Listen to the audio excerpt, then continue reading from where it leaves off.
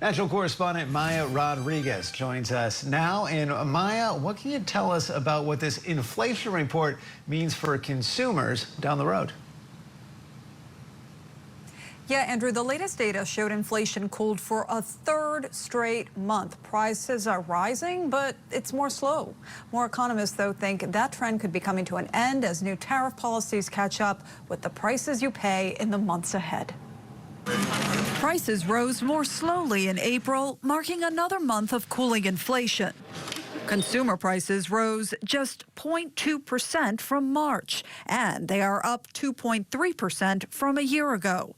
That's the lowest annual increase since February 2021. The new data suggests President Trump's tariffs haven't quite caught up with current prices. We didn't see much evidence of tariffs in the numbers yet, which is concerning because it's like the tidal wave that we know is coming. A report from the Yale Budget Lab estimates current tariffs will increase prices by 1.7% in the short run, costing the average household about $2,800 a year. That increase wasn't apparent in the April CPI data for two reasons, according to Director of Economics at the Yale Budget Lab, Ernie Tedeschi. Tariffs weren't in effect for all of April. I think the second reason is that we know from spending data and import data that businesses and consumers anticipated tariffs and bought ahead of them. There had been some stockpiling going on, and that probably cushioned the effect, at least in the short run. Economists say consumers will likely start to see more of the impacts soon,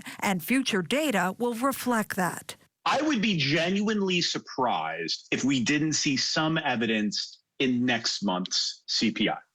But Tedeschi cautions that could change as the Trump administration's tariff policies remain fluid.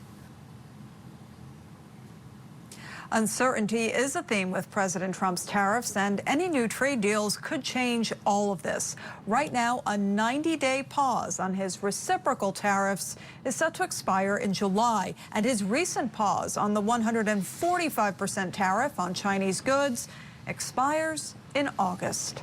Andrew?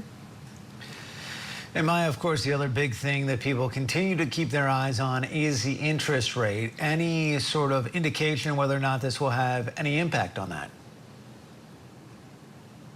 Well, you know, all of this doesn't necessarily mean the Fed will cut rates during its next meeting, even though inflation seems to be getting closer to that 2% target of theirs. Fed Chair Jerome Powell said he wants to wait and see how these tariffs might end up impacting the economy, and the Fed hasn't really been in a rush to cut the rate just yet.